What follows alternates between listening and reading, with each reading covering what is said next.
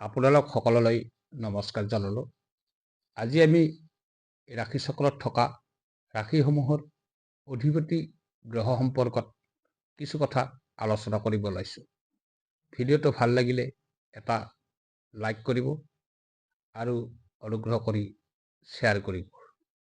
ৰাশি চক্ৰত অৱস্থিত প্ৰথম ৰাশি মেঘ ৰাশিৰ অধিপতি গ্ৰহ হ'ল মংগল। ঠিক তেনেদৰে বৃষ ৰাশিৰ অধিপতি গ্ৰহ শুক্ৰ, মিথুন ৰাশিৰ অধিপতি গ্ৰহ বুধ, কৰ্কট ৰাশিৰ অধিপতি গ্ৰহ চন্দ্ৰ, সিংহ ৰাশিৰ অধিপতি গ্ৰহ ৰবি, কন্যা ৰাশিৰ অধিপতি গ্ৰহ বুধ, তুলা ৰাশিৰ অধিপতি গ্ৰহ শুক্ৰ, বৃশ্চিক ৰাশিৰ অধিপতি গ্ৰহ মংগল, ধনু ৰাশিৰ অধিপতি গ্ৰহ বৃহস্পতি, মকৰ ৰাশিৰ অধিপতি গ্ৰহ শনি, কুম্ভ ৰাশিৰ অধিপতি গ্ৰহ শনি আৰু মীন ৰাশিৰ অধিপতি গ্ৰহ হ'ল বৃহস্পতি।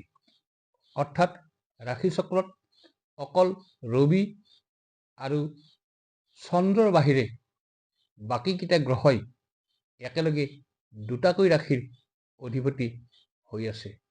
উদাহৰণস্বৰূপে মংগলে একেলগে মেঘ আৰু বৃশ্চিক ৰাশিৰ অধিপতি, শুক্ৰই বৃষ আৰু তুলা ৰাশিৰ অধিপতি, বুধ গ্ৰহই মিথুন আৰু কন্যা ৰাশিৰ অধিপতি, বৃহস্পতিয়ে ধনু আৰু মীন ৰাশিৰ অধিপতি, শনিয়ে মকৰ আৰু কুম্ভ ৰাশিৰ অধিপতি।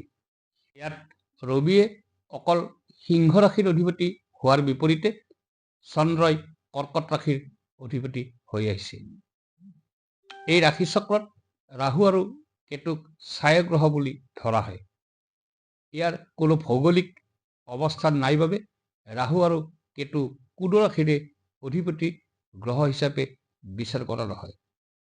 আশা কৰোঁ ৰাশি চক্ৰ আৰু ৰাশি চক্ৰত গ্ৰহ অৱস্থান সম্পৰ্কত কিছু সম্যক জ্ঞান আপোনালোকে লাভ কৰিলে। যদি এনেকুৱা ভিডিঅ' ভাল লাগে বুলি ভাবে তেতিয়াহ'লে কমেণ্ট কৰি জনাব। ইয়াৰ পিছত আমি এই বিষয়ক আন ভিডিঅ' প্ৰস্তুত কৰাৰ কাৰণে চেষ্টা কৰিম। ধন্যবাদ।